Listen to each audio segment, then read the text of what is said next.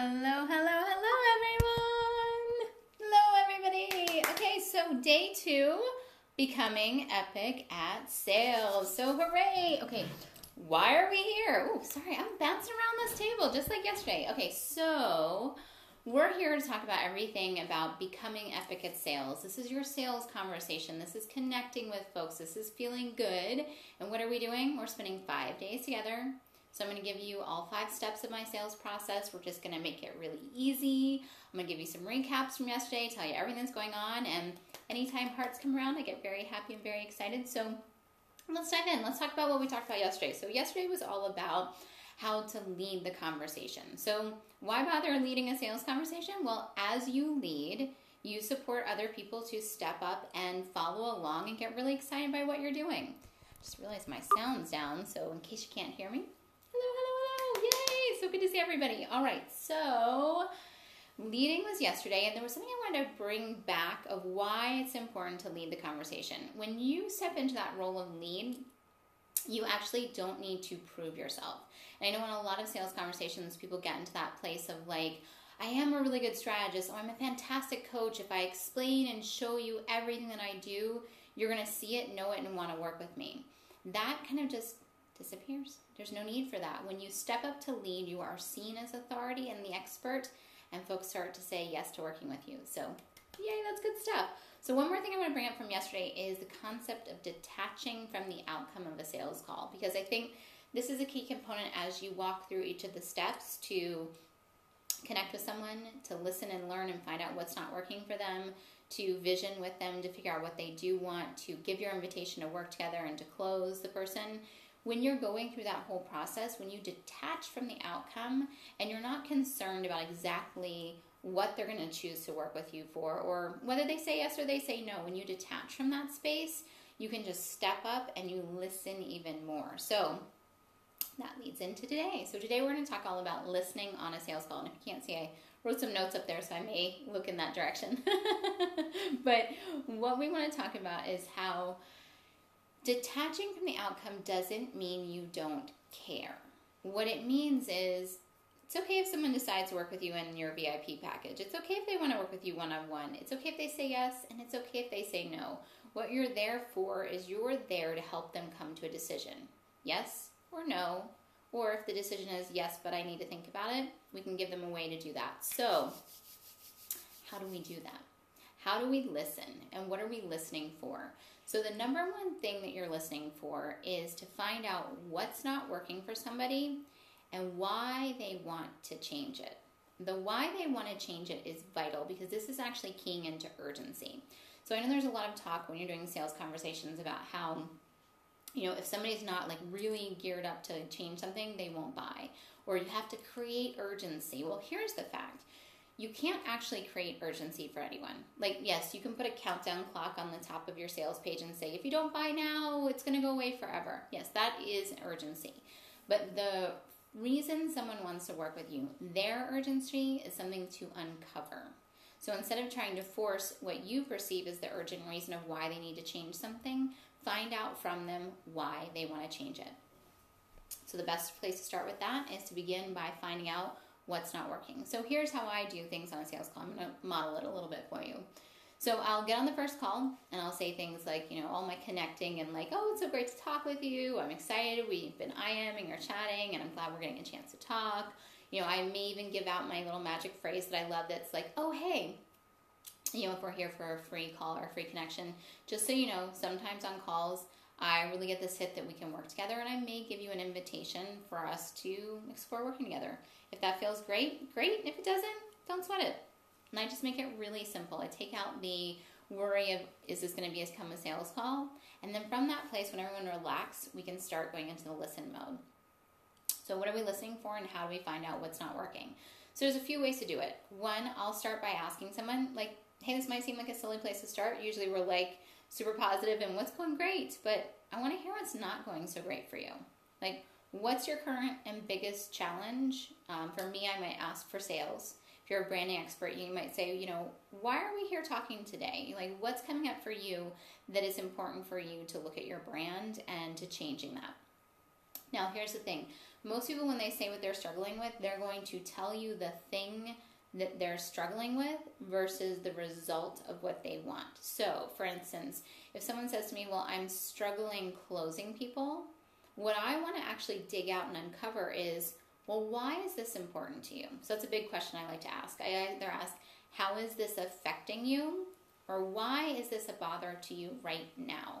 So if somebody is struggling to close sales, the how it's affecting them could be, maybe they don't have enough money in their bank account to do the things they want to do. Maybe they're struggling paying their rent. Maybe they're wanting to up-level their brand. It's not happening. Maybe they have goals to reach 6 figures by the end of 2015 and they're like only at 25,000.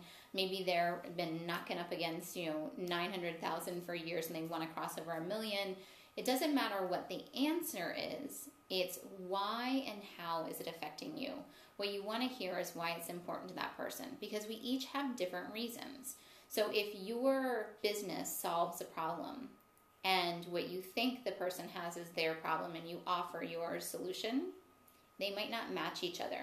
We're going to uncover urgency by finding out what's really going on and finding out exactly how to get to why it's the bother for them. So again, I ask a few more questions. Another thing I'll do is sometimes people stay very surface with what's not working. Oh, well, I want more clients. Great. Okay, we all want more clients. Or, I'm about to do a launch and I don't know exactly what to do with my launch. Okay, great. That can be very surface. So I always take a step and dive a little bit deeper. I'll say phrases like, I totally get that. I know why that would bother me, but can you share a little bit more about why this is something for you? I'm going to tell you why you want to do all these things, because here's the key. Listening to find out what's going on with somebody does a few things. One, it'll help you know if you can actually help them. So sometimes I might get on a sales call with somebody or a discovery call, and the what's not working for them is not actually something I solve. And so if I figure that out quickly, well, then I'm going to release the conversation. If what they want matches what I want, I know I can help them. And this is an excellent place to start weaving in success stories. So, how do you do that? If someone comes my way and there's something that they are struggling with, I might give an example of, oh, I know exactly what's happening for you, and good news, I just recently helped a client do exactly that same thing. And I'll deep dive all the way into it. For instance, a common thing I hear is that folks have done lots and lots and lots of calls, like discovery calls, sales calls, free calls, whatever it is. They've done a lot, like 20, 30, 40 in a row. And after doing all of those, they have little to no sales. And I hear that quite frequently. So it's not uncommon for someone to come my way with that issue of that challenge. So I'm asking what their challenge is. I know actually what happens when someone's struggling with this. What usually happens is their confidence starts eroding and it makes it harder and harder and harder for them to sell. But instead of me telling them I think that's what's happening, I ask them another question. Well, how is this affecting you? I get it. Like, it sucks. It feels bad when you talk to that many people, but like, what's really happening? What are you feeling? What are you hearing in your, the voice in our mind that says things like, crap, you're not doing well, or, whatever it is. And I start to ask them those things. And when I hear what they're saying, when I tell them my client success story, I will match it to somebody. So for instance, I just recently spoke to somebody, I think she talked about 30, 35 people in a week, and very little people said yes.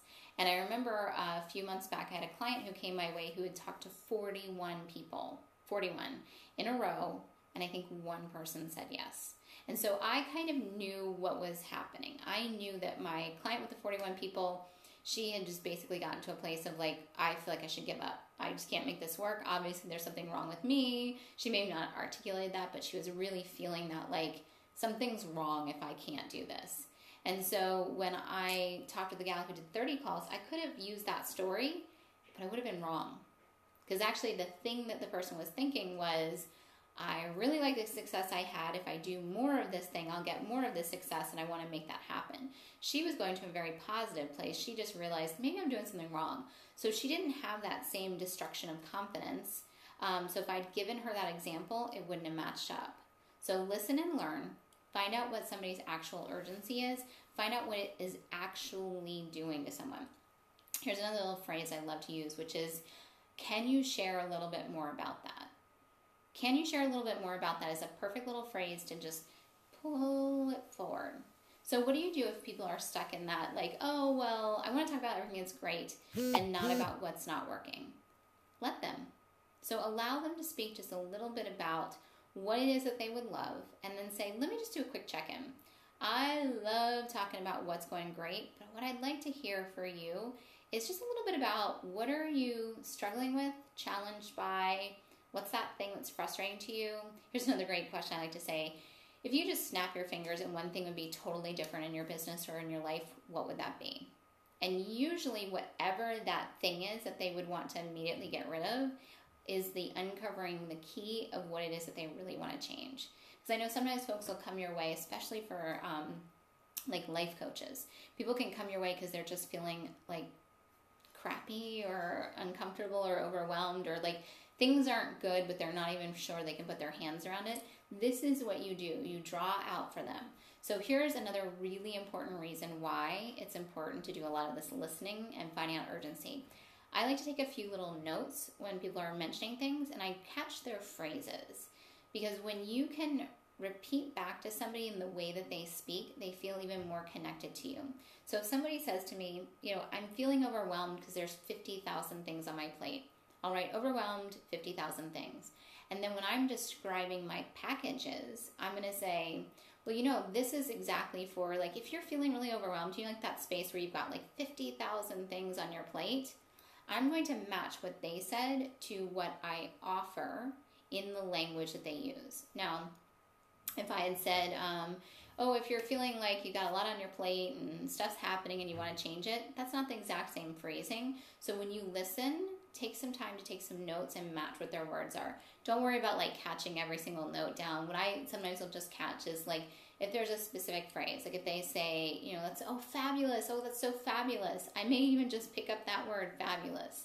If I hear someone speaking in a really heart-centered, connected way, I'll match and model that.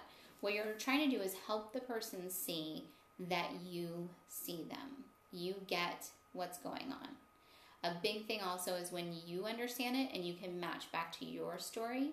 So for a moment, I want to dive back into that place of how do you weave in a success story. So if you don't currently have a client success story that matches what's going wrong for your client or your prospect, use your own examples. Use yourself. Say, oh, I remember a time when I felt the same way. I totally remember how that was for me. You may also want to ask and dive into how is this affecting everyone around you? Because sometimes people are more motivated to step into a place of change when they understand that it impacts other people, not just themselves. So let's do a little recap because this is some good stuff. Oh, yay, hearts! I haven't been doing my jump up and down for hearts. So what you want to do is step one, what we covered yesterday was leading. And when you lead from the space of utter confidence, competency, like excitement, whatever your powerful words are, when you lead from that space, it allows people, hearts, to say yes to working with you. It's going to be a place that feels really good for them. And just think about it. Like, you can relax. Like, think about if you have to always be on. Like, I always have to think about the thing. I always have to do the thing. I have to figure it out. If you could show up in a discovery session and somebody else would lead the way, and all you needed to do was actually think about yourself and like really explore what do you want different in your life. Like, what would be an exciting brand? Or, ooh, could I do a photo shoot for myself? Or I'm really looking for a marketing specialist who just knows all their things and I don't have to be the one figuring everything out. Or I want to hire this person who does, Facebook ads. Whatever the thing is, just imagine if you could be the one that could just relax and let the other person tell you a little bit more about what to do. That's what you give to somebody when you step into that lead role. You also want to be completely detached from the outcome. Detached does not mean you don't care. It means there's no pressure. And the way to do that when you maybe are concerned or worried about money is go to that space of seeing what it is that they can receive by working with you, but also detaching. Every time I've just really been not connected to if this works or not, people say yes. So I'll go into more of that on another call, but I think detachment is a really important concept. And today we talked all about listening, like how to really uncover true urgency. Because people will only say yes to change if they feel really connected to it. Because I'll give you a great example. Previously, I was in a space where I wanted to resolve something, but I really just wasn't in a place to go all the way and deal with it. And so somebody came my way and they're like, oh, I have this great system and I can help you and it'll be fantastic. And I'm like, yeah, but I just really wasn't ready to do what needs to be done to change it. So I kind of put that off and put that off and put that off. So my urgency need was still, it was high, but I wasn't willing to change it. Well, she stuck with it. She did lots of follow-up with me. And when I got to that place where my urgency level matched my desire, she was there and available, and I said yes.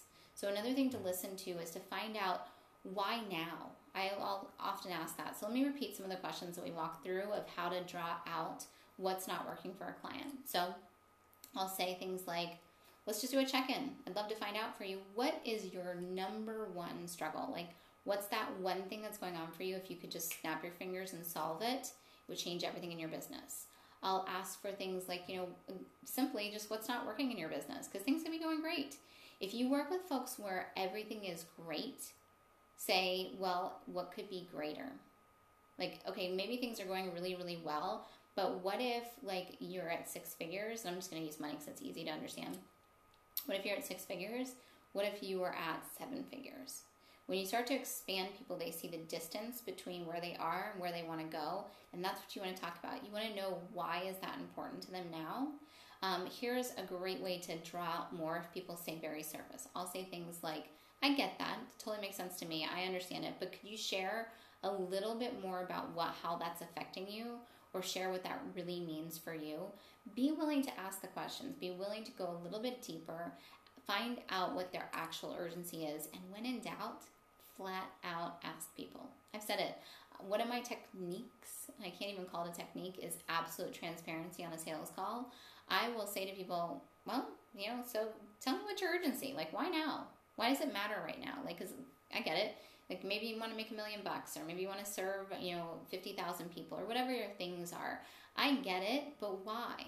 Why now? What is your urgency? So be willing in this listening section to ask people flat out what's happening for them and how you can support them, and listen for that. So it's not a one-way street, it is a two-way street. If they say something that you don't support, send them to another person. If they say something and you can service and support them, then give them also examples of how you've helped other people in their exact situation, because you do want to go to the place of what's not working, but you don't want to get stuck there. You want to help them see the possibility. And that's what we're going to talk about tomorrow. Tomorrow we're going to talk about all about your vision and how to see what it is that they want. You're going to learn what they actually want, because when you learn what they want, you can know how to give it to them. So first you have to know what's not working, what they don't want. You want to listen for all of that, and then you can learn what they do want. And when you learn those two, you know how to match your stuff up and offer it to them. So yay! I hope this was a good one today. I hope you guys got a lot out of it. We have 3 more days in our Periscope challenge, because this was day number 2. If you haven't, pop up to the top and make sure that you register so that you can get access to all the recordings. I'm going to have all these videos out and you can really see them. Also, if I haven't said it before, we have a live call at the end of the week. And what's awesome is, this is fun to type a couple little questions or me giving out information, but I really wanted to have a two-way street. So I'm going to give out some more training at the end of the week and let you guys hop on the line and ask questions, and we can talk to each other. So it's good stuff. If you haven't already, pop over to my Facebook group. I'm super, super accessible. Ask me questions. Let me give you support and answers. And with that, I'm going to send you off into the day to go make some more sales calls. So, mwah! Have a wonderful day, loves. Oh, I love those hearts. Have a great day.